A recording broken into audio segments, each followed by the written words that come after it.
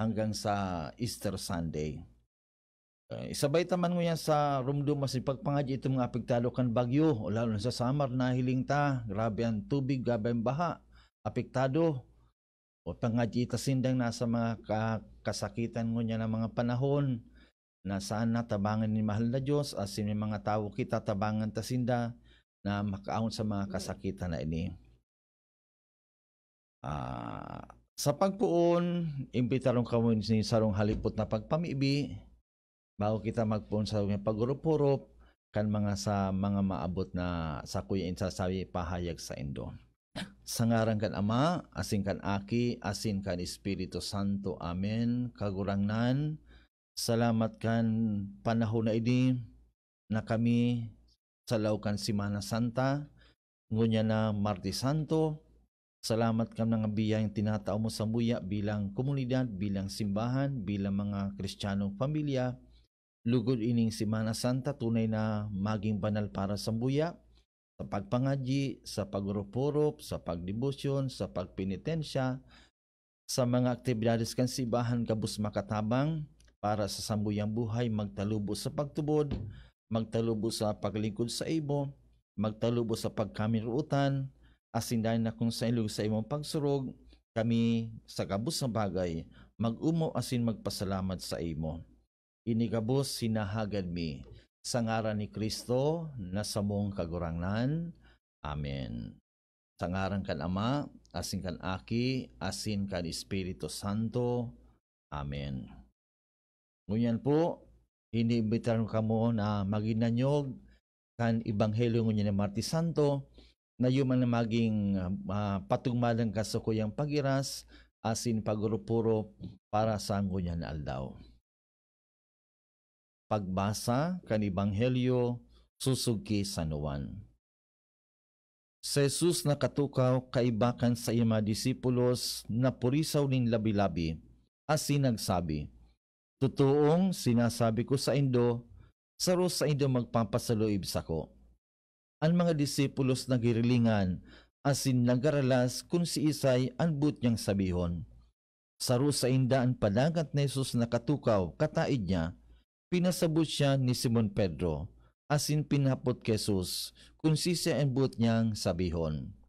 Dangan, suminandig sa daghan ni Jesus asin naghapot, kagurangnan, si siya ang but mong sabihon. Sa Jesus nagsimbag, "Ang tawan ko kaining ibubuntog kong tinapay, iyo yan." Tulos binuntog ang tinapay, asin tinao ki Judas Iscariote, aki ni Simon. Pagkahungit ni Judas kan tinapay, si Satanas luminaw sa iya. Dangan sa Jesus nagsabi sa iya, "Ang gigibuhon mo, gibuhon tulos." Dainin si Simon sa mga yaon sa lamesa, nakasabot kung daw, taini sinabi ni Jesus. Ninhulita ang pundo nakapot ni Judas, ang iban naghuna na pinapabakal siya ni Jesus kan mga kaipuhan sa piyesta o pinapalimos sa mga dukha. Kinakan ni Judas ang tinapay, asin tulos nagliwas. Banggi kaido. Pagkali ni Judas nagsabi sa Jesus, "Ngunyan, pag-uumawon ang akin ng tao, asin huli sa iya ang Diyos pag-uumawon. Kung ang Diyos pag-uumawon huli sa iya, pag-uumawon man siya tulos-tulos. Mga aki ko, day na ako mahaloy sa kaibahan nindo, hahanapon nindo ako. Alagad sasabihon ko sa indo, ang sinabi ko kaito sa mga Hudiyo, day kamo makakaduman sa sakuyang papadumanan." Si Simon Pedro naghapot, "Kagurangnan sa ingkam haduman." Sa Jesus nagsimbag, "Kung sa'y ako maduman, day ka makakasunod ngunyan. Masunod ngapit." Si Pedro nagapot giraray, "Kagurangnan, daw tali ako makakasunod sa imo ngunyan." Sa Jesus nagsabi, "Ano, itataya mo ang sa imong buhay, huli sako? Tutuong sinasabi ko sa imo, bago magturaok ang manok, makatulong mo na ako na pagninigaran." Maray na bareta kan satong kagurangnan, pag-umaw sa imo Kristo. Mga tugang, inian Ebanghelyo ngunya na Martes Santo, asin sa Ebanghelyo, Malinaw na nadangog ta sa inot pasana na si Jesus napupurisaw nin labi-labi. Nariribungan siya, nariribukan ang isip niya. Ano ang sa iyang kinakapurisawan?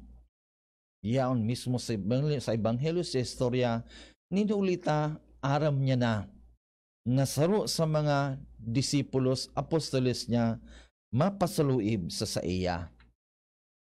Mga apostoles, disipulos na kung saan pinili niya, tinukduan niya, inataman niya.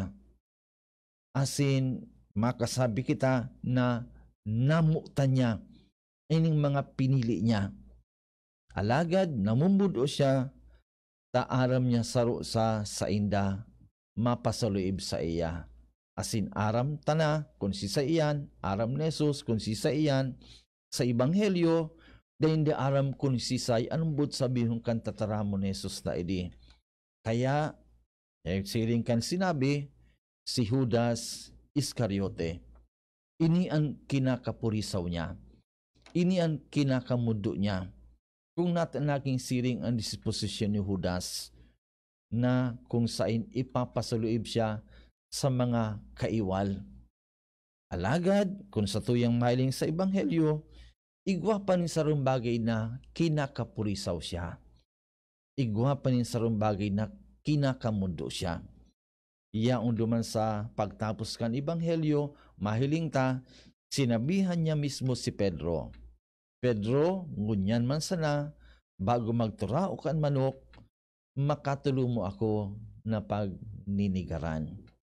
Bako sanan kapurisawan niya huli ki Judas, alagad mismo pala ang mga apostoles na iba, si Pedro, siring pagninigaran man siya, tatalikdan man siya, sa orasing kasakitan niya, aram ni Jesus, nagdudulugan siya, kan mga tawong inatama niya, kan mga tao na kung saan itinabangan niya, sa mga tao na kung saan nakahiling kan mga milagro, asin kan mga ngalasan na ginibo niya. Anong bud sabiyon ka ini para sa tuya? Ano ang mga bagay na ipinapailing sa tuya? Kaining Ebanghelyo ngunyan. Gunyan na Semana Santa, ang sarumbagi na pinapahiling sa tuya, ining disposisyon ni Judas, ining disposisyon ni Pedro, nagpasaluib, pinagnigaran, ang mahal na Diyos, ninhulita sa saindang sariling kaisipan asin kamautan, iyang gusto na kung saan mangyari sa buhay ninda.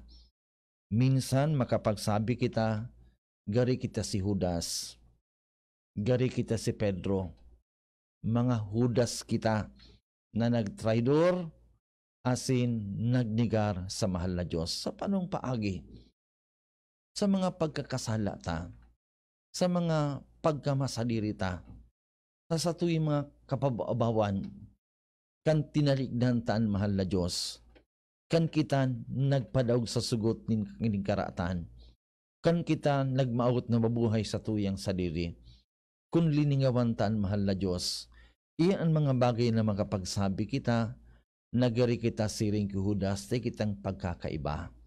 Gaya siring kita ki Pedro, na kung saan pinagnigaranta, tinalikodan ta ang mahal na Diyos, sa mga oras, sa mga panahon, na kung saan dapat siya pirmiyaon sa buhay ta. Alagad, nagmaabot kita, na sunudon ang satuyang sadiring kamautan, siring ki Judas, na kung saan pinaurog niya ang kwarta, pinakurog niyan kayamanan kaysa magdanay na magsunod sa tong kagurangnan. Sirimang ki Pedro na sa orasing kasakitan, dinulagan ta. Day kita nakisumaro sa kasakitan ni mahal na Diyos. Ninulita, gusto ta na pirmi tranquilo ang buhay ta, habutan ng krus asin kasakitan sa satuyang mga buhay. Sa siri na pangyayari, may narumduman ako na sarong aki na pinadara kan sa iyang mga magurang na mag-eskwela sa Manila.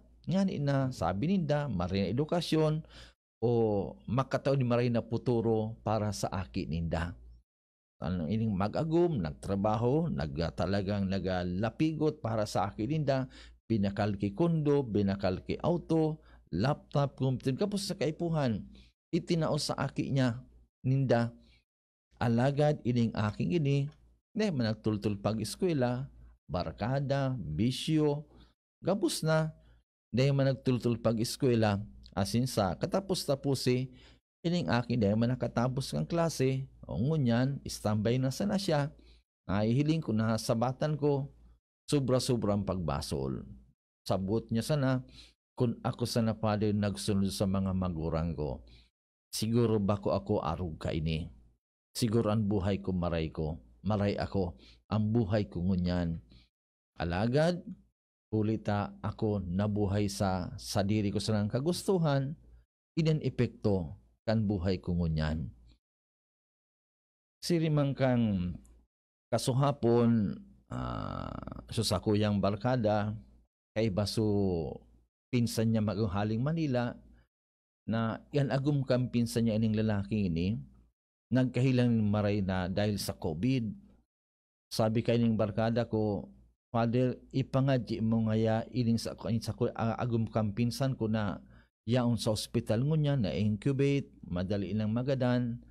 Kung pwede pare, isabay mo sa intention mo, ipamisa mo isabay sa pagmangadji. Naka-recover, nag-uli digdingon yan. Sabi kan barkada ko, gusto ka ngayang mahiling Father Mamid Bidan, nga ninapreso na lang magpasalamat.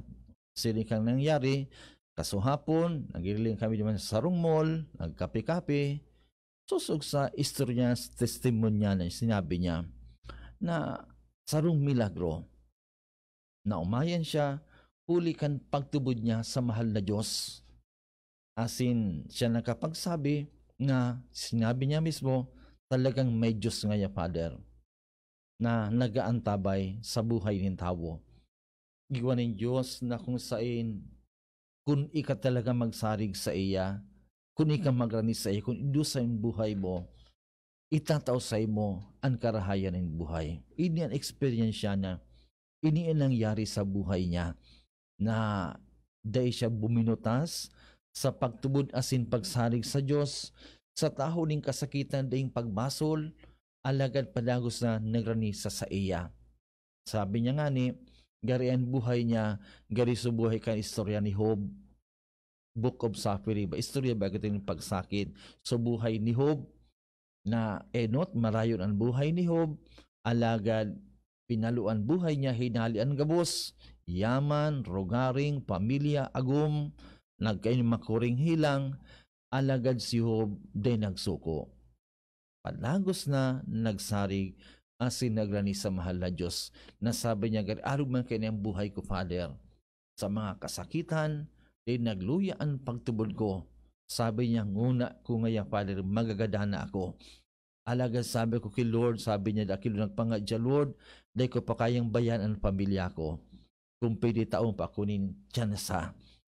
Tinangugan pangadyi niya. Asin hutok hampang ko sa hapon, nagre-recover siya, nagpasalamat sa Diyos, nagpasalamat sa kuya, sa gabos na bagay dahil kan pagtubod niya, asin pagsarig sa Diyos, day siya nagtalikod. Alagid, inatuban niya nakulaon ng pagbalo sa buhay niya, asin padagos na naglingkod sa kagurangnan. So inin sarong bagay na ipinapailing man sa lambang saro sa tuya, na lugod ining disposition ni Judas asin ni Pedro, sa inin sarong bagay na paghuro-puro panta, na kung sa dirita sa iniisip, kung kita nagminatalikod sa Diyos, kung iniisip sa dirita, kung kita nag-iwas sa mga kasakitan na minaabot sa buhay ta, kung kita nagdududa sa kagurangnan, iyan dakulang bagay na kung sain, ngunyang Semana Santa, hilingon ta sa buhay ta, na sana tawan kita ng grasya, nin pagtubod, asin pagsarig sa iya, nin hulita inambot ng Diyos na maging buhay ta, na sa gabos na bagay, siring kan pagsakit niya, siring kan pagpasan niya kan krus ipinapailing sa tuya, na di kitang kapangyarihan, na daugon ang kasalan asin karatan, Iyan mangyayari sana sa tabang asin grasya sa pagkamot nin kagurangnan.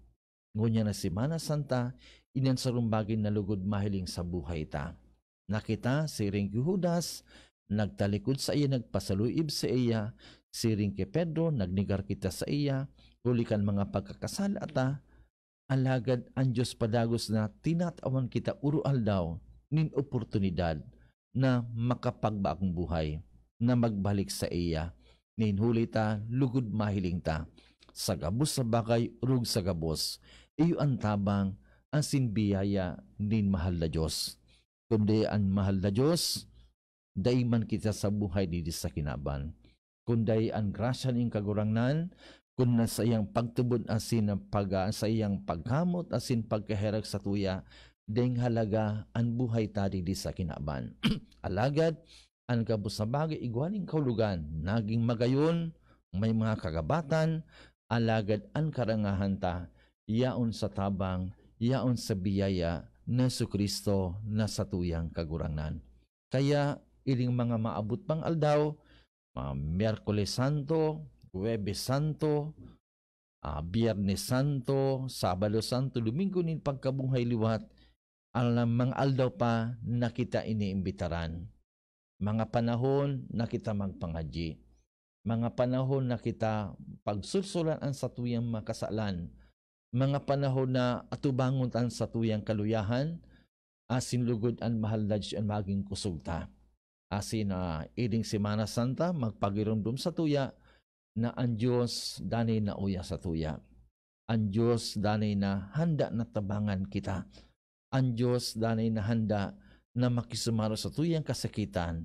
Ang kaipuhan sana magtiwala, magsarig, magtubod, magrani, asin sa gabos sa bagay, urug sa gabos, ayo ang biyaya nin mahal na Diyos. Kaya, mga tugang, lugod ang banal na Espiritu Santo, ang tabayan kita, asin tabangan kita, nga ni na ngunya na panahon nga ining Semana Santa, dani na maging mabunga, makahulugan, asin dani kitang magtalubo sa pagtubod, asin pagsarig sa Diyos. Tapuso nga sa kuyang pagurupuro sa sarong pangadyi. Amang makakamhan, kami sa tahong sabuyang kaluyahan, nagkapirang mga beses na kami nagtalikod sa saimo. Kami nagkasala. Na kami nagmaawot na mabuhay sa buyang sadiri. Na kami naguhuna na mabuhay susog sa sambuyang kamabutan. Alagad ang gabos sa bagay na ini, day palan mangyayari. Ninulita totoo sa mga pangyayari sa buhay. Ang kapanuan, ang tabang, ang ranga, yaon sa imong presensya, yaon sa imong tabang, yaon sa imong pagkamot asin pagkaherak. Kaya, nagkagunya na mga panahon, naghahagad nin kapatawaran, nagpapakumbaba, inaako ang samuyang pagkakasala. Alis sa samuyang kapakumbabaan, inahagad mi na tabangan mo kami, papusugon mo kami, asindanin ang tabayan mo kami, na mabuhay, susog sa imong aki si Jesucristo, na samuyang kagurangnan, na ang gabos sa bagay tiniwala sa imo. Minsan sa pagpasan sa krus, sa pag-atang ka sa iyang buhay, ang gabos sa bagay ginibo niya sa pagsunod kan sa imong kabutan. Inahagad man biyaya, ngunya na Semana Santa, nalugod ining mga aldaw na ining tunay na maging banal para sa buya, asin sa buyang pamilya. Kami nagpapamibi, bakit na para sa buyang saliring kamabutan, alagad siriman para sa kamautan kan bilog na kinaman. Enot na sana matapos ang pandemya, ang kasakitan na ini, asin inahagad mi man ang pagpangadyi sa katulinongan kan bilog na kinaban, matapos ang mga gyera, lalo sa Russia asin sa Ukraine, inahagad mi man kagurang na sa maabot na eleksyon dili sa buyang nasyon, sa buyang komunidad, maging matuninong, maging malinig, asin ining dani na makatabang para sa buyang karahayan, sa pagtalubo bilang simbahan, bilang sarong komunidad. Inigabos sinahagad mi, huli kay Kristo, na sa mong kagurangnan, Amen. Sa ngaran kan Ama, asin kan Aki, asin kan Espiritu Santo. Amen. Salamat po mga tugang sa paghinanyog, pakisumaro sa halipot na pagurup-hurup, ngunya na Martes Santo. Aram ko kan mga kaaging panahon, kasubago, kasuhapon, nagkapan mga padi na nakikisumaro sa pagurup-hurup, ang tabayon nindo sa mga maabot pang aldaw na igwapan yung mga alog sa kuya ng mga padi na mga Sherman kan pagurup-hurup. Again, maray na hapon po sa Indo Gabos, mabalaog na Martes Santo, minsan mauran, alagad aram tan mahal na Diyos nanay na yaon sa lambang saro sa tuya. Asin sa selebrasyon takan Semana Santa. Salamat ginrari po sa DCGB sa pag-imbitar sa oportunidad na ini na makapagasan sa kuyang pagurupuro sa Indo. Salamat po, maray na hapon sa Indo Gabos.